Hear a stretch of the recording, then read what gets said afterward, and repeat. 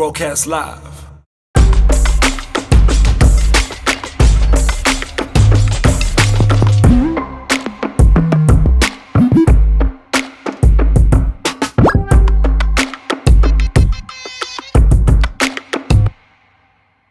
Welcome to the Unplug, brought to you by Slikour Live and Starstruck.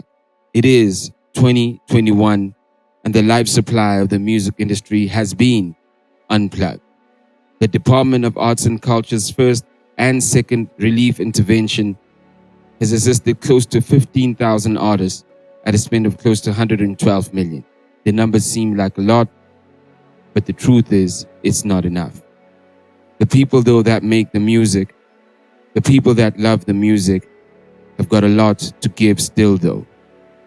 Tonight, today, wherever you are, when you're watching the show, I want you to ask yourself if this is the industry you want to suffer.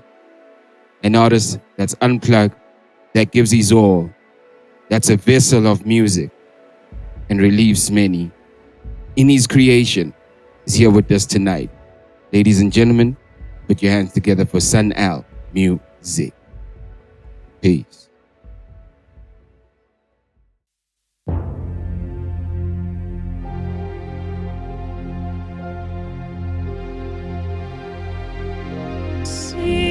Siphethe imithwalo siza kuwe asinalutho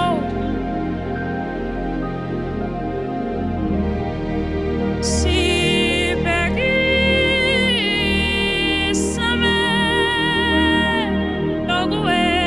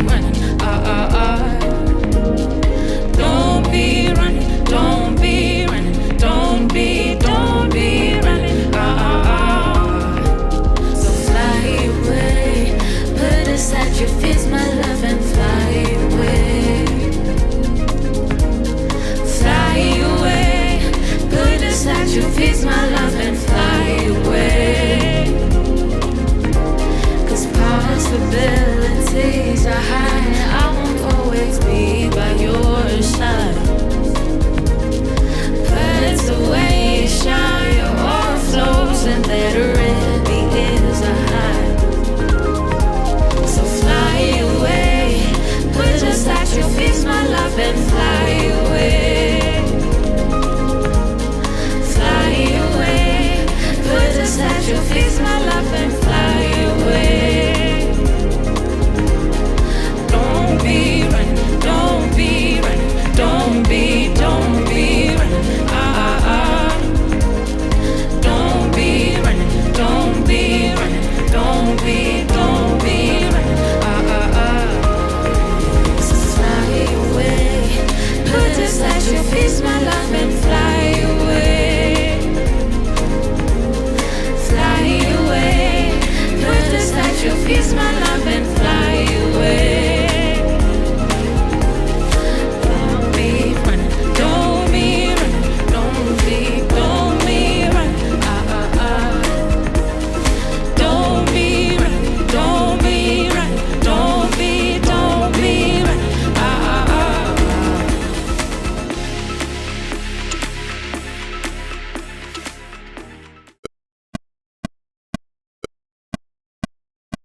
We out here on the Unplug. Got a great performance from Sanele. I mean, musician. Don't forget the musician. Yep. Bro, firstly, ngiyabonga mfana for coming through. You know, I was converted. I was converted to you by a friend of mine called Spiso Bule, right? He came to me one day, and we were we were doing this campaign that he was obviously, he's my client, right? And he came to me one day with this face of, you know, the Sanele album. Like it's like something hit him, you know? I never forgot it, the way he was, because it's not like he told me and I listened immediately because it was super busy. Only after the campaign in December, I was like, I remember he was raving. Let me just go listen to it. My life changed. My life changed. I literally went and I listened to everyone else you produced for. You know what I mean? Yeah. Firstly, I just want to find out, where does this thing come from? Is it taught? You know, did you go to school for it? Where does it come from? Firstly, Yabon, cool for having me. It's amazing just sitting next to you right now. It's crazy. Yeah, thank you. But I think being signed under Demo Music, really, I feel like I didn't get to school in at the time. Yeah. This is where I was just learning how to work with an artist in the studio. So Demo really taught me a lot, you know, just to conduct myself and how to get the best out of the artist. You know, you always find weird people pulling through.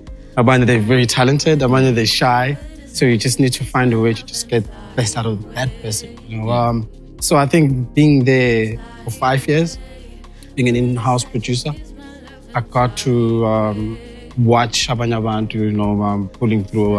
They used to sip like coffee, coming in the studios, you know, Sitira, you know, so all these really people are a lot. So it was just really amazing. I was learning. I didn't even understand at the time, you know. And I think, and being a teacher, and she was having gigs in places like Angola, Porto, Europe, you know. So I just got to witness being behind the scenes and really sort of like learn from it and all the mistakes that were happening at the time. So I was like, oh, when I get my chance, I'm gonna make sure I don't do this and that and try this and that. So Yeah.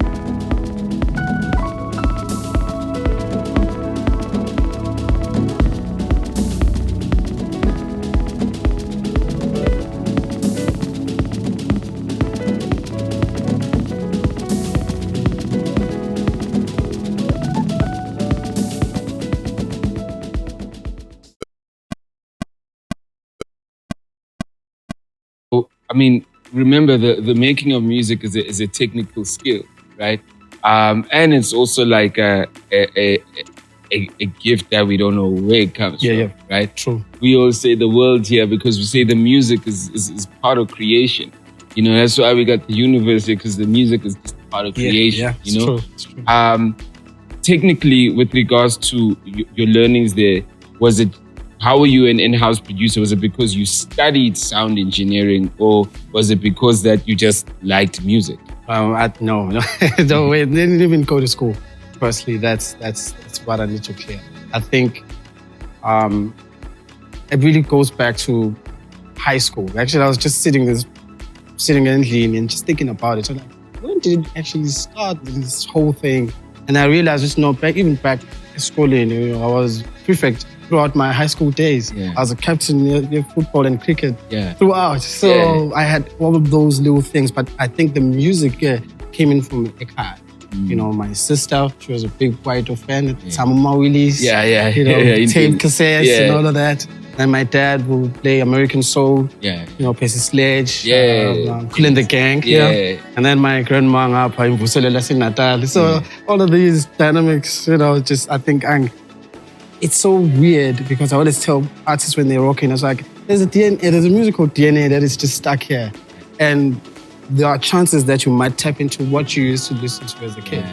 So hence I usually just do a little interview before I even hit the computer and do whatever with the artist. I always try to find out, because I know that's where the true definition of who you are musically is all in your past and all the other things that influenced. So basically, it's a case of you picking up the DNA, and that really intrigues me. That like you basically like have a Outlook interview kind of moment. That's just, I don't know. It just works really, really good for me, because it's easy for me to design a sound around you. KZN, Mooi River, a very small remote town. So I went to KZN though for, but I always struggle explaining this, because I just went to college because my friends were going to college. Oh, it was about Tandisi. Well, I went to UKZN I think as black kids, it's maybe at the time where uzoba right more to college. It's not the other things. But I think one can listen to business around me as a kid. I think my grandma could see me, which no.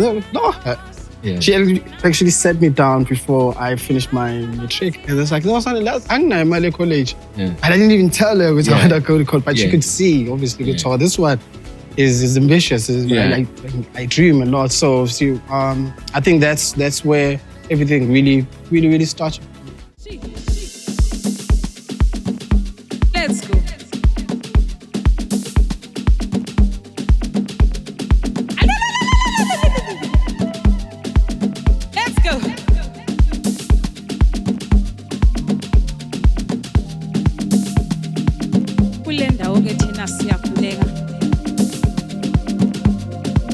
Take me to never, never.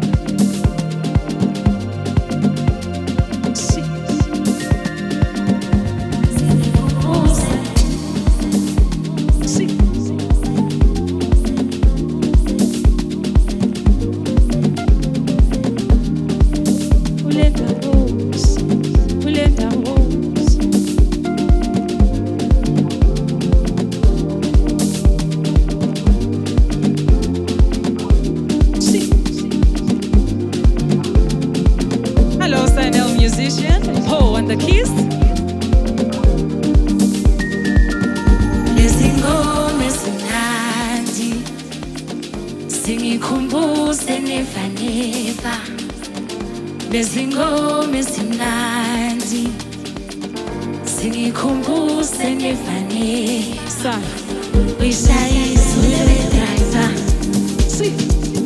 singikhumbuze nevanesa uyishayisule wedriver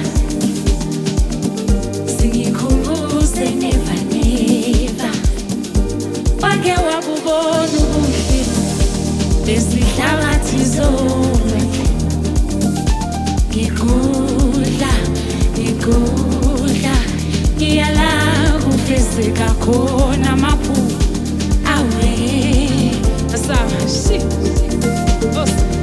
uyishayisule wedriver singikhumbuze nevaneka ayibo uyishayisule wedriver singikhumbuze nevaneka lezingoma esimnandi singikhumbuze nevaneka lezingoma esimnandi singikhumbuze nevaneka uyishayisule wedriver singikhumbuze nevaneka uyishayisule wedriver singikhumbuze nevaneka wake wawubona ubuhle obuphuma kwelanga kufana nomngeneliso oshushisela usana nobelukhala uyishayisule wedriver singikhumbuze nevaneka usenevaneka langingasikhona uyishayisule wedriver singikhumbuze nevaneka uyishayisule wedriver singikhumbuze nevaneka iyo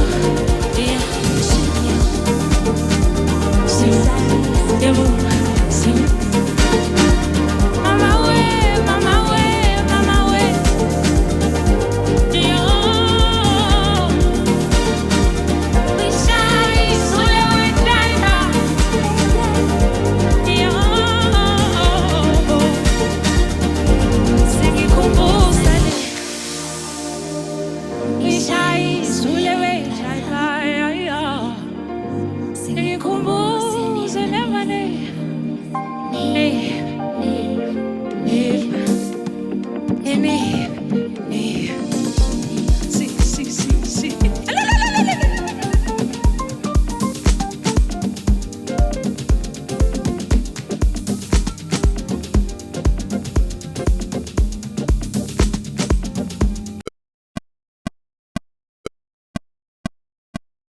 What do you think that your music is doing, though? You know, from a healing perspective. You know, because as I said to you earlier on, I was like, I'm grateful I was referred to your music. You know, what do you think your music is doing to people, and what's the type of reception that you normally get? You know, just from people and the type of people, because I know you look at demographics also. Yeah, I'm done. Break it down. Yeah, it's really beautiful. I really appreciate all the love, all the feedback. It's really beautiful because it comes from a very deep place. You know, when I was working on my first album, it was the most toughest thing. Before that, I even thought of thinking, can go with security. Yeah, FNP. for real. Yeah. So I was like, no, this I'm getting glad I'm supposed to preach. Because I just lost. I think he's losing at that time. I think that's where the gas pillar, basically. I feel like I was gas pillar on that album. And all those stories right there, I think, whenever I think about it, actually, I think those are my stories. And these guys just came to write Bas Keeping Up Hand because it was a really dark time. I was going through a lot of, I think I was depressed even. But I didn't even know. I only realized on mine when I'm like, oh, I'm actually happy-ish Yeah, now. yeah, I'm yeah. better. Yeah. So I realized, no, I had a lot of trauma and a lot of things that I was just going through at the time. There was, but it's beautiful because in I unleash a trainer. I call it training the star. So yeah, it's suicide this thing with no, I'm great. It's color from nothing. Yeah. And no one wanted to collaborate because nobody knew me. And but then another person would take this in a very bad way as well. Would say, no, when I was struggling. So I'm a very positive person. Yeah. I've learned to just take myself from a dark space into a positive space. No matter right now, even right now, if I went through something bad, I'll be like, but there's something great happened in the day as well. So I'd rather focus on that. So I can move on because more local dealer with negative vibes, we as block. Well, the music itself, it just comes from the very honest space. I just wanted to just do everything because I think rolling with Lucy, she was a soulful artist. So it was a very niche crowd. Like not everyone was just screaming for the vibes. Yeah. So I was like, okay, cool. How can I improve this sound? How can I make it appeal to a broader audience? Yeah. And were you working on Busi's albums, like all of them, like for production, or were there specific songs? My specific songs. What were the biggest songs that you biggest? That's the thing. I don't think I. Well, I mean, I'm sure because the split sheet is a big thing, Yeah. No, I was just happy. I was just happy to be working with Busi. Yeah. And that was it. No money, no nothing. Yeah. I didn't care about it. Yeah. But what we did, I did into Gensha for her. I think I did about 4 or 5 songs, but specifically on the 4th album, studio album, that's when I was introduced to just working there. And it was such a very weird moment because Temo was just there, but yeah, Sanele Sithole. And then there's Busi standing here, and my mind is just, oh my God, this is Busi. I'm recording Busi right now. It was such a beautiful moment. So you weren't like, it's not like you were gunning, they were just like... No, I was, because approaching Temo, it was a tough. I worked out a way of just not me just rocking up to Temo, because Temo is we're from the same hometown. Yeah. So what I am, so I didn't just want to rock up to him because everyone was like, no, Temo, go on. Yeah. I'm like, no, I don't want Temo to chang tat. Yeah. So I worked hard, 2 years in my own space, and then when he pulled through, one time I was like, this is it. Let me just go give him this DVD. That's 4.7 gigs of music. And an MP3 full of mixes. Yeah. Like, this is it. This is my life. Yeah. I just gave it to him. I was like, Buddha, it's me.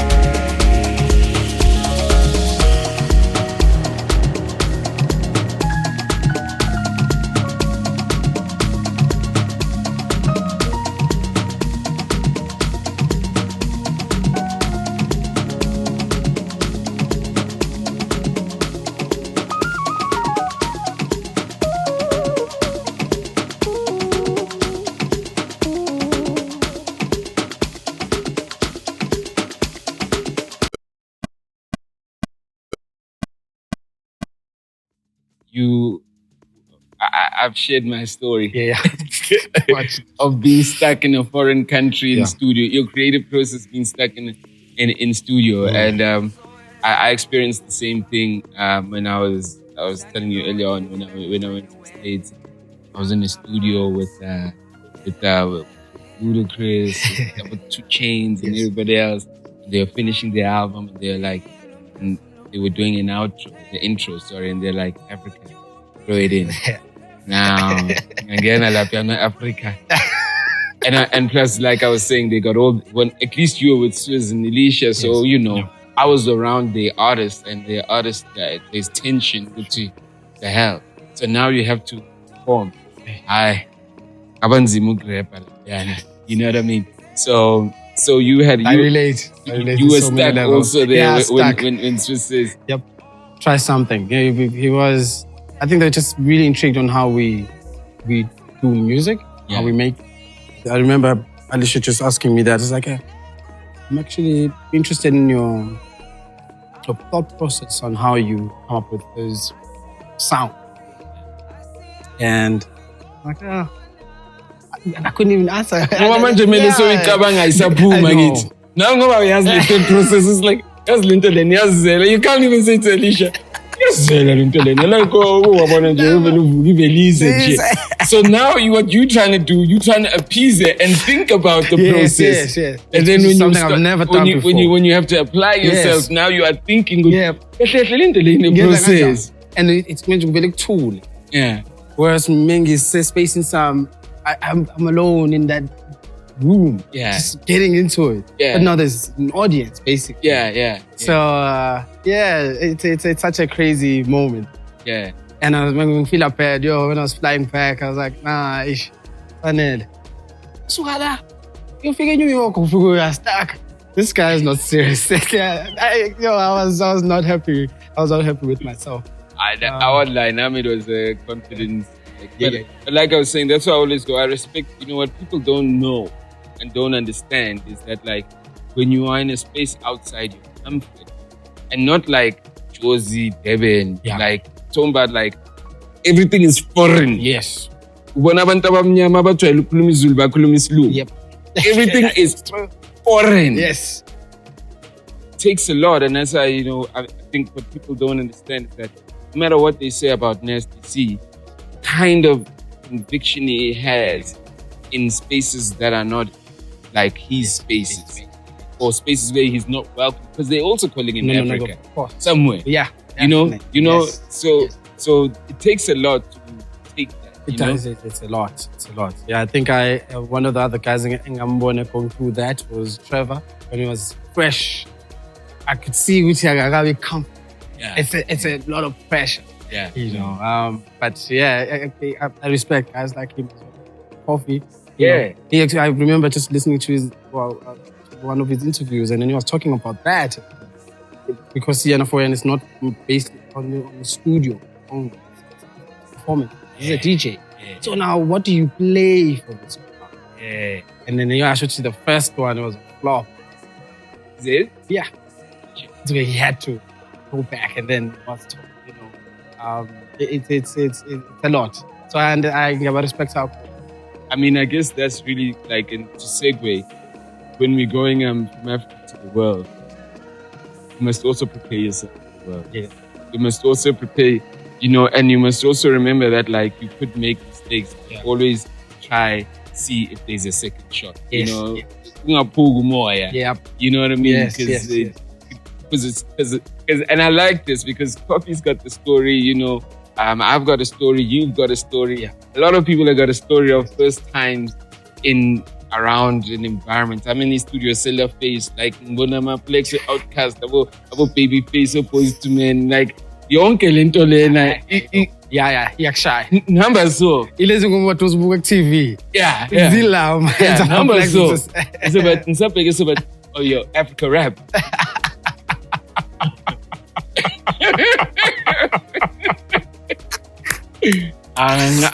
Embarrass Africa. I'm glad because I relate. So it's just, I'm like, wow. Yeah. And Sanele, I wish you all the luck, man, with the music. The ideas you have, how you want to spread the sound.